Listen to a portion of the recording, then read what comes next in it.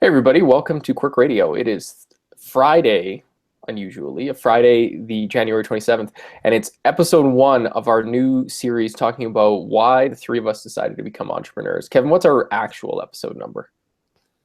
Episode 18, although, This is season two, episode one. We're gonna call it season two, episode one. Sound yeah, good? Quan and I were talking before you came on about how we're probably just going to stop numbering the episodes since we're going to kind of be doing more topic-based for the next while in this Yeah, entrepreneur. so it'll But I be like wanted to have a it'll be little like a 50th series episode name. celebration. We'll have a series name, and then everything will kind of fall under that, and we'll have different series, I guess, as we go along. We'll still know how many episodes we've done. Don't worry about Like that. if we haven't counted the episodes, when are we gonna know when to do a clip show? We'll know. iTunes and Google Hangouts show the number of episodes that you're on, so it's easy to figure out. Us can count very well.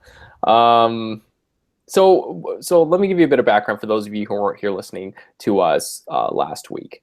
We have decided to kind of narrow our focus and start talking about something we're all passionate about, and that's entrepreneurship and why we became entrepreneurs. So over the next probably 6 months or even longer, we're going to talk about in depth our journey, our experiences, the whys, hows, and what we've done to become entrepreneurs and our motivations there. So we're going to talk about why we have become entrepreneurs, the driving forces that led us to take this path as fairly young guys. I want to start with, maybe we should start with a little bit of background. Quan and I started an accounting firm about 2 years ago. And Kevin, maybe you can talk a little bit about what you're doing today. Yeah, I left the corporate world about a year and a half ago in the fall of 2015. And I've started a few kind of solopreneurship businesses over that time, from coaching to consulting, and now I'm focusing in on the financial planning space as a fee-only financial planner is what I'm working towards. All right. So that's a bit of background on what we do. Let's talk a little bit about why. You had some really interesting points when we were talking off air about why you became an entrepreneur. So maybe why don't you start us off? Yeah, for me, I think my dad always had that entrepreneurial spirit, and he's throughout his lifetime, he ventured into different projects, and I think the last thing he did was run an auto body shop. But he instilled in me at a very young age that if I wanted more control over what I wanted to do in life and wanted to make a lot of money, that entrepreneurship was one of those ways to do it, to achieve that.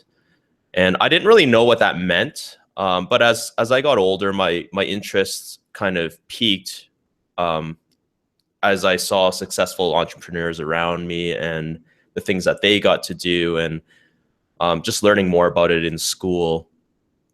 It made me realize that it's one of those things that allows you to be really creative and utilize a broad range of skills, which I have. Like I'm one of those guys who likes to try everything, and I acquire new skills really quick. So I thought that it was kind of cool. Didn't know what I was going to do yet. I mean, even Randy and I were talking about starting like food trucks and just random businesses.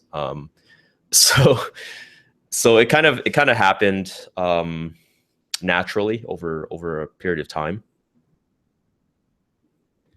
Obviously, there's other factors too. Like I was working a corporate job and putting in long hours. I was progressing really quick, and then after a while, things started to taper off, and I wasn't learning as fast as I wanted to. I wasn't given the responsibilities that I was expecting. And that was one of the catalysts that led me to quit my job. Let's come back to that. I want to touch on your comment about learning about entrepreneurship in school. Kevin, did you find growing up that there was a lot of support or education in school about starting a business? I'd have to say not really. I honestly sometimes have a hard time remembering, back to the junior high and high school days, but I don't have, I mean, I remember studying like some basic personal finance and stuff like that in like comm class in high school, but I don't remember too much about entrepreneurship. There might have been an option in high school that you could have taken. I don't think I did. Going to the business school, I mean, entrepreneurship was a concentration that you could do. None of us did, but that option's out there. But I think unless you come from that background of entrepreneurship like Quan talks about, it's maybe not necessarily something that many people would think about because you're not necessarily exposed to it that much at a young age. I would agree with your assessment, Kev. I didn't find that business in general is not a subject that people are taught about in school. And I think that's part of why you see such a misunderstanding in our world as adults about business. And let me digress for a minute. I was having a conversation the other day with somebody, and it was an interesting conversation because the individual I was talking to said that there was a real sense of we need a social support net for low-income individuals, and that's considered a good thing in Canada, and I generally would agree with that. At the same time, so we were talking about property taxes, which we've talked about on this, business taxes and property taxes for small businesses in Calgary, which we've talked about on this podcast before. And there's a real sense of, well, if you can't run your business profitably, then you deserve it. And I kind of had to walk it step by step through to that person saying, hey, you can't budget for these massive shocks. It's in the reality of it, a lot of these small business owners are just making a living. They're not rich. They're not owning a small conglomerate with 10 locations.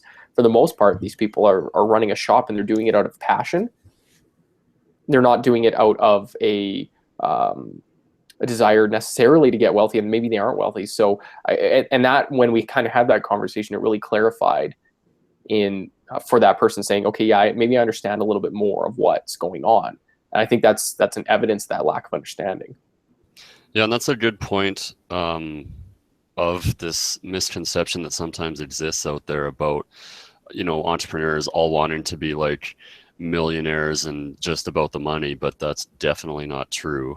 As you kind of talked about, having that passion for what you're doing, and it really just, you're making a living, and there are tons of small business owners out there who are just,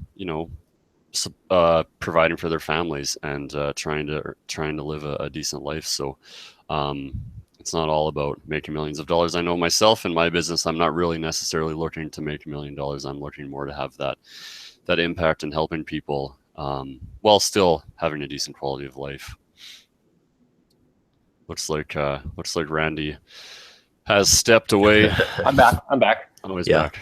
Yeah, that was Someone interesting called me that you guys didn't really learn a lot about entrepreneurship growing up, because we had a couple of days here and there where we would cover certain topics, and also we had the privilege of having Junior Achievement of Southern Alberta be involved with our schools. So there were various exercises that they would do for us, and one of them that I remember clearly was doing the company program, where students got together, and I guess this is an extracurricular activity, but we got to start our own company and learn, all the pieces that were required to run a business.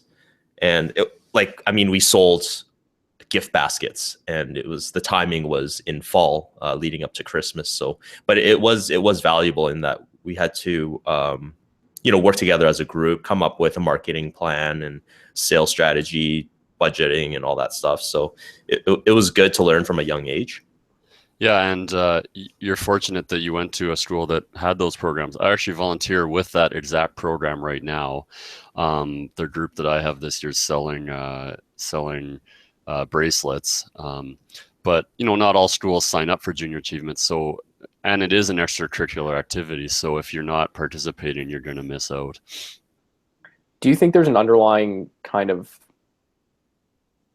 I'm going to call it out for what it is. I think that there are sometimes underlying anti-business sentiments among administrators and educators, and I think it really depends on the school staff that you have, their willingness to bring that into the curriculum, because it certainly isn't coming from the government as a dictated curriculum. Because honestly, Kevin, do you remember anything other than learning how mortgage rates worked?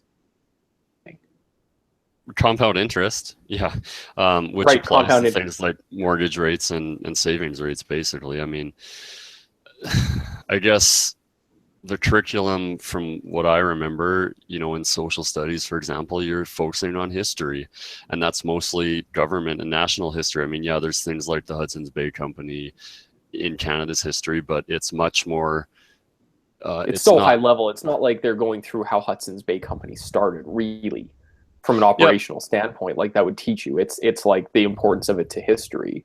and it is And kind. I'm not saying that that's not important. I'm a student of history, and I think it's very disappointing that a lot of people don't know more about history.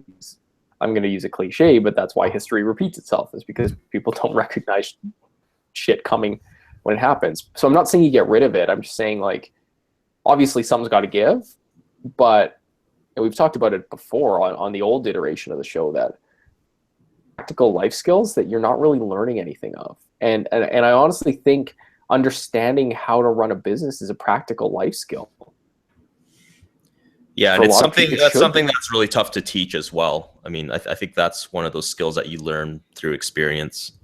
Yeah. It is. And so, yeah, I can. so there's nobody available to teach it, right? Necessarily.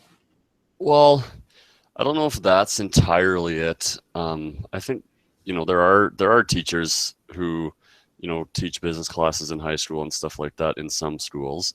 But I can tell you from my experience volunteering with Junior Achievement, it's really hard to make business interesting to kids. Yeah. Um, that's a legitimate challenge too.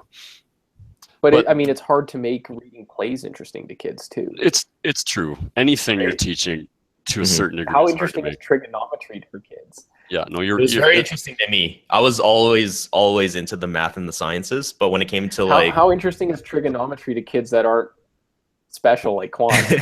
or but I aren't to be hated I accountants. hated I hated English and social studies. They just I was bored to death. No, but And I mean, you make I a good liked point, some of social studies. like and I think I never did well in those subjects because I just struggled to pay attention and I didn't put a whole lot of effort into studying those subjects. I think there are definitely ways that business, just learning about business and entrepreneurship can be more, it can be woven into the curriculums more. There's lots of interesting businesses out there in terms of what they do, and I feel like, if you focus on those businesses, like, I'm not going to go out there and pretend that, you know tearing down Quantumized accounting firm, we think it's interesting from an accountant's perspective, and some other accountants might think it's interesting, but from a educational perspective, not really, right? And I would think you'd say the same about financial planning, right, Kevin? Oh yeah, totally. But what And if you taught kids about, like, Elon Musk yeah, you can and exactly talk Tesla? about Elon Musk, SpaceX. You can weave in the science and the exploration and all sorts of other topics, right? And kids are going to be like, cool, rocket ships. Yeah, Or, exactly. Like, to an extent, I think that works. There oh, are definitely. interesting things out there, and then you can get into, like I think through that kind of foil, you can get into, this is how, he's running this business to try to make it a for-profit business, in Yep. addition to achieving social goals or Yeah. And, explorational goals or scientific and technical goals. and there's definitely, you know, lots of educational aspects you can pull into that. My girlfriend's a junior high teacher, actually. She teaches grade 8 and 9 science, but she's also been teaching a and it's what's the course? It has to do with the environment and outdoor pursuits. So she was designing a learning module around looking at the fashion industry, and from both a business perspective, knowing that it's a business and has to make money, but also what are those inputs? What is the impact on the environment? What is the impact on the people? And getting the students to research, and from what I understand, they did get somewhat into it. So there's definitely ways to do it, Yeah. especially when you're talking about things that they can relate to, like clothes or electronics or whatever, right? Yeah, we're just throwing ideas out there, but because the reality is it's really tough. I think for teachers. My sister-in-law is a teacher, and Yeah. she's given a set curriculum, and depending on the pace that your class learns at, that could be a huge challenge. Like for her, she's so behind right now because her children just aren't, they're not understanding the concepts. And she's been teaching this curriculum for almost 10 years now. So it's, Yeah. it's not easy. I but think that's really, Ed Kwan, I think, if we step back a little bit and we look at the Alberta government talking about how they want to diversify Alberta's economy, so they're talking about grants and other things like that to try to stimulate industry. What about, because that's where it's got to start. It has to start with changed educational curriculum that encompasses good materials around running businesses and creating businesses. And I think if you stimulate young people from, okay, phrasing, but I think if you engage young people in that kind of subject matter from a early age, like a junior high, later junior high, high school age, or even maybe early junior high, elementary school, introduce them to the concepts and have it be an actual unit that you're going through. Who knows what people are going to come up with? It's not going to be everybody, but you only need those, a handful of people to kind of change the face of the economy potentially, right? And but it can't be left up to the teachers because they have to do their jobs, and their jobs dictated to them by the government. It has to be somebody in the government with a willingness to start young, I think. Yeah, and Bill made a good comment on the chat.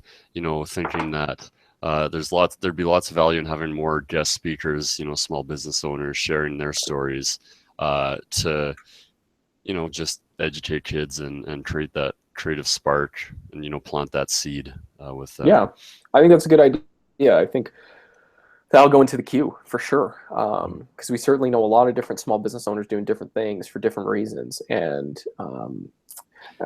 I think learning from a young age that it's a possibility is definitely an interesting concept. So you and I didn't have that, Kevin, to a great degree, and Kwan, you did. So Kwan, can you talk about when you got into university? How did that translate for you? By the time I got into university, I had known that at that point that I was going to be an entrepreneur at some point in the future. For me, it was about building the right foundation to ensure that I would succeed when that point in time came. And so how I looked at business as a whole was that I needed to have a strong understanding of the language, the business language. And for me, that was accounting and finance. So that's kind of where I focused my efforts. And, I love accounting to a certain degree. It's not like my passion though. I'd say I'm more into finance than anything else. And then outside of that, just working with people and building relationships is probably my primary motivator. And I think that's perfect when you're looking at it from an entrepreneurial perspective. So when you got to university, did you find that was nurtured? I think it was nurtured very well. At that point, was it just? Well, the way U of A was set up was we had cohorts. There were 6 cohorts, and you would have 50 to 60 students in each cohort. And in the first 2 years, you would take the same classes with the same people. And so it nurtured the relationship aspect and building that network. And then all the classes I took as well, we had really good professors. So I really developed my technical skills from an accounting and finance standpoint.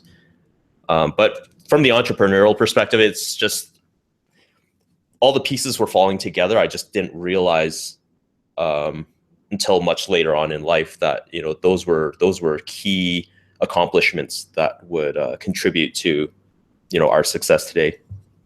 Do you find that what's your take on this? If you want to be an entrepreneur, do you need a business degree?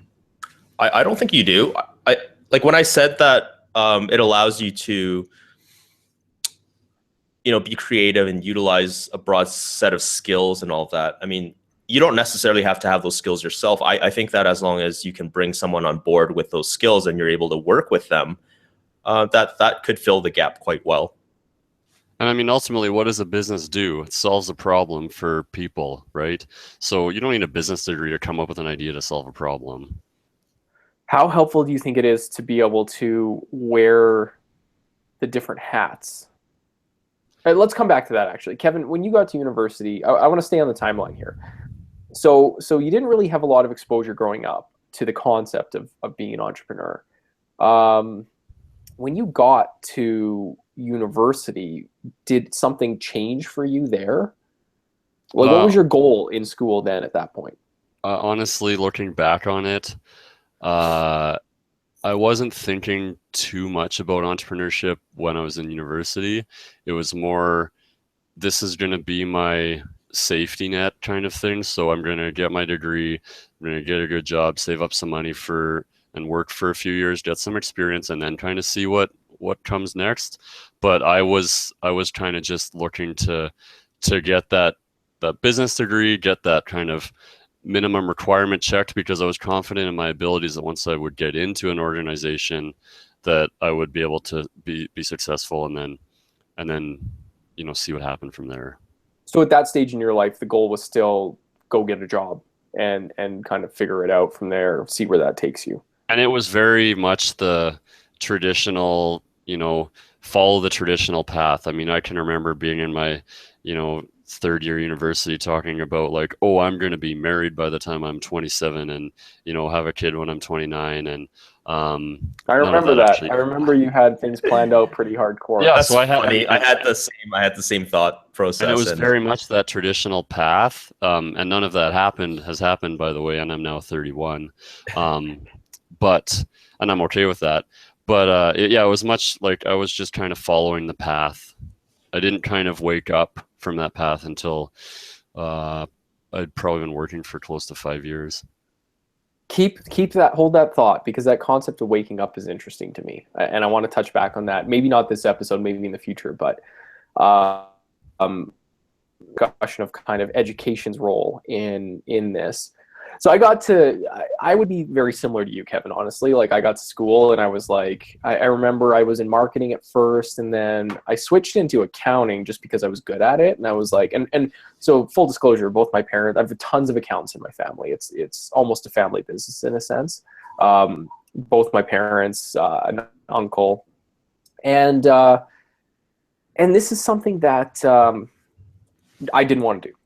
In high school, I wanted to try to go into medicine. Then I changed my mind, I decided business was for me. I was thinking I was going to go into law ultimately, and marketing. And then it was just a whole, kind of exploratory thing. Then I got into my first accounting course, and everybody hated it. And I was kind of like, oh, this sort of makes sense to me. Like, I understand what we're trying to accomplish here. I was getting things right that other people weren't necessarily, and I'm not saying it was necessarily because I was smarter. It was, I think, because it clicked in my head right away.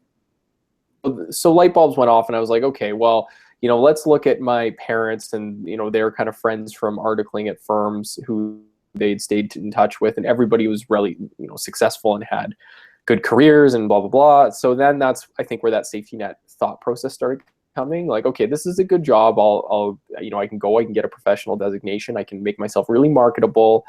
I can hopefully follow a similar path to my parents or some of their friends or whatever else, and have a stable, good job. And so at that point, it really became for me about learning that technical ability and generally understanding business on a whole. But I found, I think I relate to you, Quan, from the standpoint that I didn't realize it at the time, but taking all those introductory courses into marketing and finance and HR and things like that really gave me a good foundation in all those areas, mm-hmm. and skill sets that I'm definitely using today that I didn't at the time, probably didn't appreciate as much. Like, I came out of school knowing, I'm fairly well-rounded. I have a general understanding of business. But of course, at that point, my goal was I had my job lined up by the end of school at a Big Four firm, and it was go get my CA. Like, complete target fixation, go get my CA. Mm-hmm. And that, for me, that never changed. So it's fair to say that entrepreneurship was never really on your mind, never really crossed that path. No, in fact, thinking back to school, I always kind of, and candidly, I still kind of like wonder, what do you learn in the entrepreneurship course? Like the concentration Kevin was talking about. I'm really curious about that because I don't know how you would teach it. I understand how you teach business and give people the broad skill sets of different mm-hmm. functions in business. How do you teach somebody how to, I don't know if you can teach someone to be an entrepreneur. I think it's kind of, whether you know it or not, it's sort of in your blood or in your bones. You know what I mean? And to come back to what Kevin said, it's sort of like, when do you have that moment where you wake up? Yeah, I mean, I think you're right. A certain amount of it is in your blood and your bones. I think it can be taught to some degree as well. That being said, there's definitely people out there who, entrepreneurship just isn't going to be a fit. And then just like there's people who are natural entrepreneurs, and then a lot of people who are somewhere on that spectrum, right? It's not black and white. So for another day, let's save the topic of what would you teach in an entrepreneurship course? Like, what are you trying to teach people from our experiences so far? Yeah, and I'd like to explore, other people's whys too. Maybe have a guest on who didn't come from a business background, and kind of see how they ended up in that spot and why. Because there's no doubt in my mind that we have an advantage that way, having done a business degree and just having kind of the core concepts nailed down of running a business. But so I want to understand somebody's experiences who are coming at it from. Like I think it's safe to say we all have a passion for running businesses, right? That's probably fair. Yep. Yeah. But I would like it's our background, right? I would hazard to say that yes, having a business degree brings you some advantages when you're getting into entrepreneurship. But I would say that there's probably some blind spots it creates too, because without a doubt, without a doubt, totally in agreement. And I think that we lack what we gain in business running ability, for lack of a better term, we lose in terms of technical skill. Yeah. In a lot we might not even have that creative. We might not even have that creative ability. Like, but it's not just about that. Like, I don't think just because we did business, right? Like, I've been playing music and writing music since I was a kid. Sure, but I never ended up like nurturing that creative side of my brain. Through the 4 years of university. I was just focused on Are you sure you didn't? Pretty sure, yeah. Yeah, but are you sure it's not there? I mean, you tore down a motorcycle and rebuilt it as a cafe racer, right? That's an element of creativity. It's just a different manifestation, I think. Yeah, like I've built stuff here and there, but like not everyone. Like unless you nurture it, unless you put some time into it, and for some people it's natural. I think for me it's very natural, but for some other people you might have to invest, a couple of years before you get to that point. Yeah, that's fair. I was going to say though, like, is it not a form of nurturing your creativity to be thinking about wanting to be an entrepreneur, forming something out of a block of clay? Yeah, it's arguable. It's arguable. Yeah, I tend to agree with that. Depends how you look at it. Yeah. Well, I mean, look at us, Quan. We've because you could look at it. We're trying to turn the accounting industry on its head with what we're doing, and we're following in the footsteps of some people, but we're doing it our own way. Is that I think we're being hugely creative in how we're. Yeah, we are, but other people don't look at it the same way. Some people look at it as a very black and white thing, and just following what tradition has laid out. And but then they're not.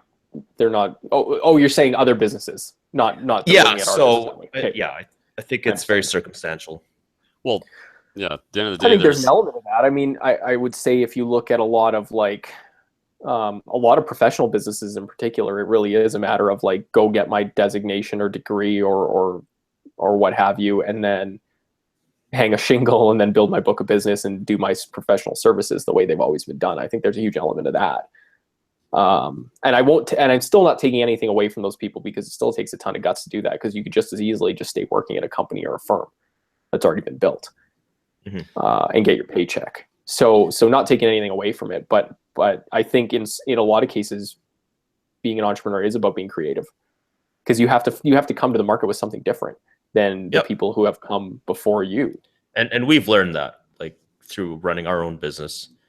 Everyone thinks it's easy to start an accounting firm because your services are in high demand, but the reality is, like, if you don't have anything unique to offer, you're just like everyone else, and it's there's competitors everywhere.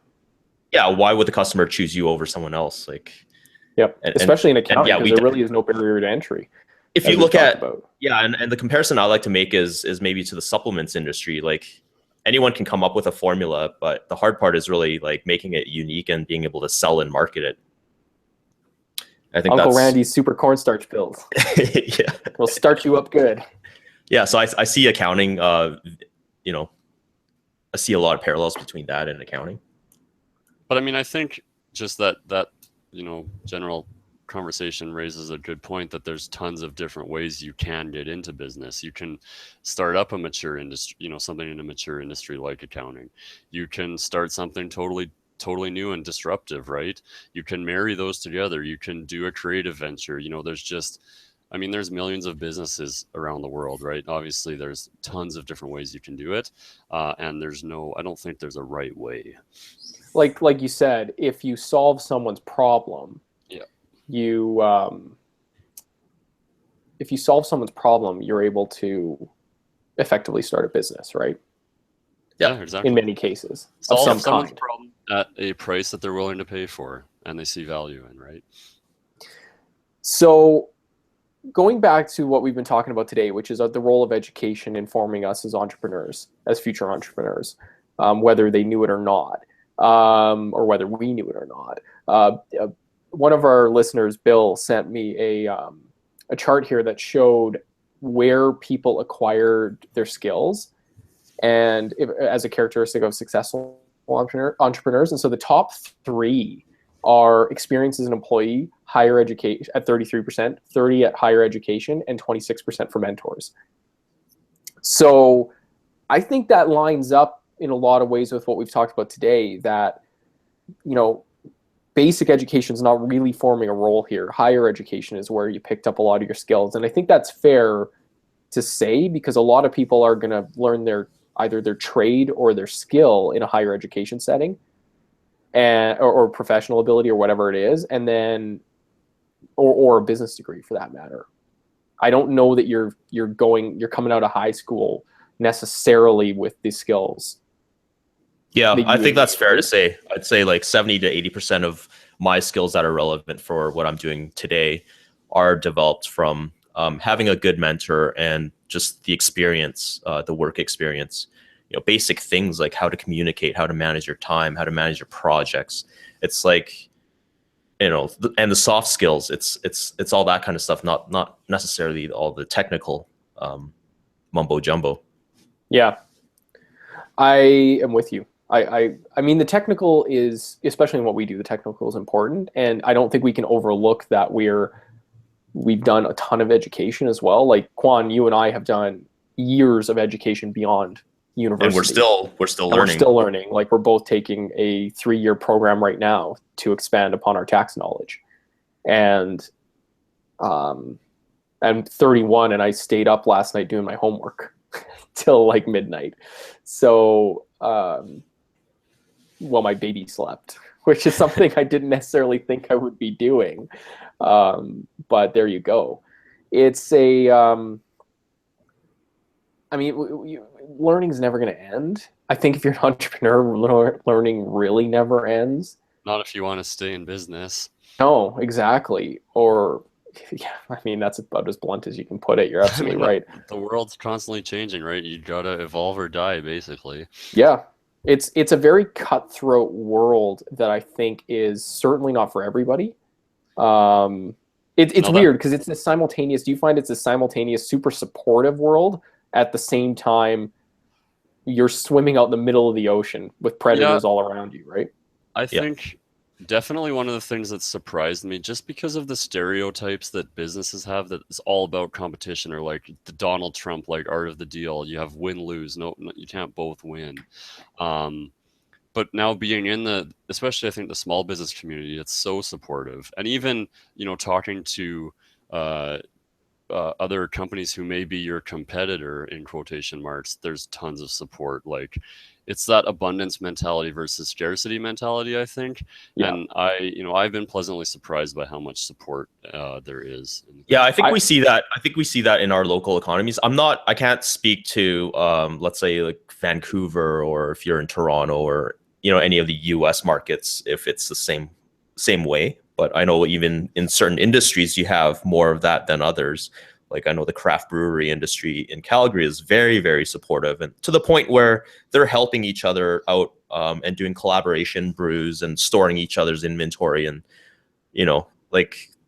that's how close it gets with their competitors. And this is another topic that we can dive into more down the road, but just like, how is the model of doing business may be changing and evolving with demographics, you know, in society, because I think that it is moving to a bit more of a collaborative model than, you know, the dog eat dog world. Well, I mean, let's just look at international economics, right? If free trade is generally leading to higher quality of living, free trade agreements the world over. So what's free trade but an abundance model, right? Because is tariff wars not just a macroeconomic version of a scarcity model? Yep, it totally is. Yeah. So why does that not translate into small businesses? So I just want to step back to that chart a minute because I want to cite it. It's from an article. Bill sent this to me. It's from an article by Noam Wasserman in the Wall Street Journal about whether or not entrepreneurship can be taught. So I'm kind of scanning it as we go here, but there's basically, like, let's say 2 schools of thought here. Education proponents think that, and I'm going to quote here, education proponents argue that if you can teach people general skills that are useful in business, you can instill lessons about running their own companies too. But many critics think that the education booster's logic is flawed. Starting and running a business, these critics say, requires skills that a person can only develop in the real world, not in a classroom setting. Kevin, hot take. I mean, I would tend to agree. You know, one of the most common sayings in the entrepreneurship world is, you know, keep failing until something works, right? Like, you learn from those failures, and it is, I think, hard to really grasp that in a classroom until you feel it and experience it. Yeah, how could you recreate those circumstances and those situations in a classroom setting? I don't know. Like your stakes are much different, right? You can't teach waking up in a cold sweat, stressing about, you know, making your next payroll or things like that. You can talk about it, but I think it's like, until you really feel it and experience it, it's hard. I agree with you, but I'm going to say I'm firmly in the education proponents box, if you didn't pick that up from listening to this entire episode. I think what you can teach, I totally agree with you. There's practical experience level to this. And just look at Quan and I being CAs. It's not like we got our CA by sitting in a classroom for 3 years doing a post-grad, right? We went out and worked a ton of hours, and the requirements to get the CA involved both passing a rigorous course, one of the hardest exams in the world, and I say that with no word of exaggeration, and completing a work term period full time, and a certain number of specified hours in every sort of specialty category that was required at the time for us to graduate. And that took about 3 years for all that to be done. Assuming you crushed through everything and passed all your tests and got the requisite work time. So at a big 4 firm, you could do it in 3 years, assuming you passed. I totally buy the element of practical learning, but at the same time, are we not able to plan a little better and think through problems in a different manner because we've been taught our skills specifically in our undergrads? Like, you know, we understand the roles of different business professionals and when and where to outsource. We understand basic cash flow planning. So, you know, waking up in that cold sweat with payroll, be a little better able to avoid that pitfall, because we have that education that allows us to plan. Like it's the same thing as, like, you learn mathematics in school, but you don't really know how to apply them until you get out in the real world and you're figuring stuff out as you go, right? Yep. And it's not the same kind of idea that you get the foundational tools that you can then take out and use in practical experience? I think it is a blend. I mean, look at, you know, whether it's accounting or doctors or lawyers, you know, the most respected professions, their certifications require that high level of education along with, you know, requisite number of years of experience. And I think same can generally be said about entrepreneurship. I think there's exceptions to every rule, but if you have that experience, life experience, technical experience, and you marry that with some business knowledge, your chances of success are going to be greater. Yeah. And from my perspective as well, like, you know, you need different tools for every problem. And I think it's hard to, I think everyone has the tool. Like if you have the proper training, yeah, you have the tools, but then the scarce resource is time. And so you can't pull out every tool out of your toolkit to solve every problem. Like, things have to be prioritized. And I think, one of the fatal mistakes that people make is maybe they pull out the wrong tool at the wrong time, and it catches you off guard, right? And that could sometimes mean life or death for your business. Yeah. And I don't know, that's, even with the experience, there's still that likelihood that you're going to fail on your next subsequent ventures. Yeah, I kind of liken it to taking swimming lessons, right? You take it in a sterile environment, instructor with lifeguards, and you take it in baby steps and you learn those basic skills. But if you get out into the ocean, you're going to put those skills to use, but it's still the ocean, right? Mm-hmm. Like, it's still the real world. There's still real dangers out there. And it's not as if you're going to be guaranteed success because you have that background, but I think it improves your chances. You know what I'm saying? Yep. That's kind of my thought. So I don't know that you can quote unquote teach entrepreneurship, but I think you can apply in their entrepreneurship ventures. Mm-hmm. And that's a core philosophy in our business too, right? Is helping to teach our clients the accounting and tax implications of running their business so that they're better educated and they understand better what their obligations are, so that they don't have to rely as much on other people to tell them. Yeah. And they can have more control. I think that's fair to say. Okay, so how does, what we talked about today and our whys, how does that relate to our audience? Oh man, what are we that's hoping? The key takeaway here is probably a point that we kind of buried. Like, we sort of buried the lead in the middle. Be a business, like, we're all BComs, or like whatever they call it at your university, Quan. We all have business undergrads. I don't BComs. think you need that.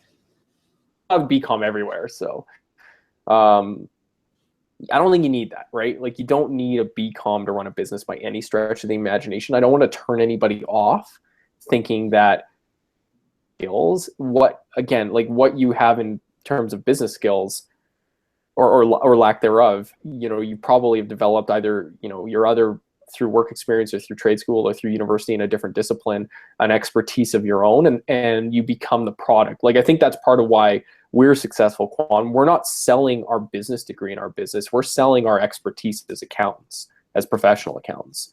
So it's about service, right? At the end of the day, that we're offering. Yep.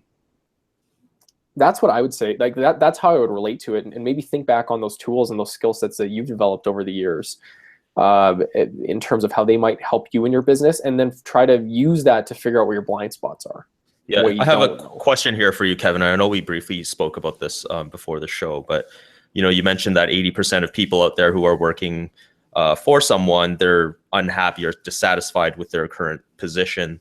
Now, would that be a good why for venturing off and becoming an entrepreneur, or what are your thoughts on that? I think it is a good why, definitely. I mean, there are lots of studies showing out there that a large portion of the population is not satisfied in their job. Now, I will caveat that by saying that entrepreneurship is definitely not for everybody, depending on your life situation, your financial situation, what you even enjoy doing. Just because you hate your job doesn't mean you necessarily should be starting a business. You could look, and this is probably a topic we can get into another time as well. There's entrepreneurship, right? There's finding new roles within your organization. There's, getting a new role with a different company. There's also the side hustle. That's probably another topic we can get into, right? Keep working your, there's a great blog post by a guy named Derek Sivers about this, viewing your kind of income side of your life one way, and then your creative outlet another way. So maybe you're dissatisfied in your job, but you just need a new creative outlet. So you look at your job as just a job, and then you find something on the side, whether it's a side hustle or hobby or something that brings you that joy. There's all sorts of different ways to do it, I guess, is how I would answer that. My kind of thought would be, it's not necessarily a good reason to go be an entrepreneur. I think it's a dangerous reason to go be an entrepreneur, because to, this advice was given to me before I started. Are you leaving your job, or are you going to start your company? Mm-hmm. If you're not going to start your company, you run a real serious risk, because it's more about getting away than it is going for a dream. And, I don't know if you're going to have the necessary gumption to stick to it for a couple of real tough first years, at least, as you're getting going. If it's about leaving an unhappy environment, I'm not sure you'd be happy. Now, having said that, that feeling can be a really good kick in the ass to get going when you are ready. So I don't think it's necessarily not motivating. I just think if it's your primary motivator, you're probably in trouble. Mm-hmm. I think I agree. At least from a long-term success prospect. If nothing else, it's a sign. If you're dissatisfied, start to question, start to think, what are my other options, right? Start to talk to people. So I think this was a really good insight in journeys. Although I'll admit, Kevin, yours and mine were a lot more similar, but I think that's also partly because we grew up together and competed with one another in a good-natured way all through school and university and things like that. So I'm not shocked that our paths were really similar that way. Yeah, exactly. So I don't think it's surprising to me that our journeys are similar. And Quan, yours is totally obviously different than ours, and I think provided a good different perspective. And we all ended up in really the same place in a lot of ways. Yeah. So I think that I hope that was enlightening for people, a little bit of insight. Next week, I want to talk about the role of our career in forming us as entrepreneurs, and the pros and the cons and things we saw and felt and dealt with. And Quan, you alluded to this at the start of the podcast. I want to bring that up next week and see how that developed us and eventually got us to that point where we had that kick in the ass to go out the door and jump into the ocean, to use my analogy from earlier. Yeah, and I'm hoping that, all of this experience and knowledge that we're putting out there, that our viewers and listeners who are thinking about becoming an entrepreneur, that they consider these factors. And, if all the pieces aren't there, just consider them. And if they're not there, then it might influence your decision as to whether you should go out and do your own thing or not. Just considerations, though. We're not trying to discourage anyone.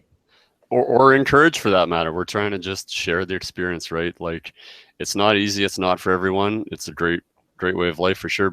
And it is a sexy thing for a lot of people to think about, right? But there's a reality to it. Yeah, there's definitely. I think we need to bring to the table, because there's a lot of there's a lot of stuff out there that's really like rose-colored glasses, and there's kind of an attitude of, oh, you've started a business and now you have all this personal freedom and all these things, and I think it kind of doesn't look at the real. Let's put it this way: the hard work. Last year, I made less money than I had since probably I was in grade 11 or 12. Yep. Year before, my first year, same thing. I didn't make any money that first year. I think the company owed us money in our first year. The company owed us money after the first year, for sure. Yes. So, that's a prime example. If you're not willing to. But we'll get to that. We'll get to that in future episodes. Let's spoiler alert that. But that'll be a fun discussion to have too. And it's not meant to be. I think that'll be an enlightening one for people in terms of in my life now, how I view money versus how I used to view money. It's a totally different thought process for me. But next week, we're talking about work. We're talking about early career and how that built us up and got us ready, and the role it played, good and bad, in leading to today. Thanks, everybody. If please leave feedback. We're trying a new thing out here, and we're hoping it's really going to resonate with people. So leave comments on the YouTube channel. You can hit me up at the hashmarks on Twitter. Quan? Quan_Lee. And at Kevin B. Langman. And if you have questions about starting up, shoot us a note on Twitter, and we'll be happy to chat with you and have a conversation about our experiences, even if it is a little bit of a spoiler alert. Thanks, everybody. Next Thursday, apologies for the one day delay on starting this one up. We had conflicts because we're entrepreneurs and had to jump and do some stuff yesterday. But for next week, I think we're good for Thursday again, boys. I believe so. All right, Thursday, 1 p.m. Eastern, 10 a.m. Pacific. We will be back talking about. We're in Calgary. Just say the mountain time zone for fuck's sakes. Yeah, Great. Now I'm gonna have I'm to going bleep by what that. network TV does. It's always 10 a.m. or 1 p.m. and it's Pacific and Eastern. That's what everybody does. How the Or just networks do it.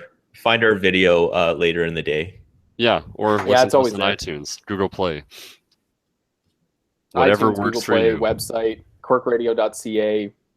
Yeah, find us. We're there. Thanks, everybody. Have an awesome week, and we'll catch you in 6 days.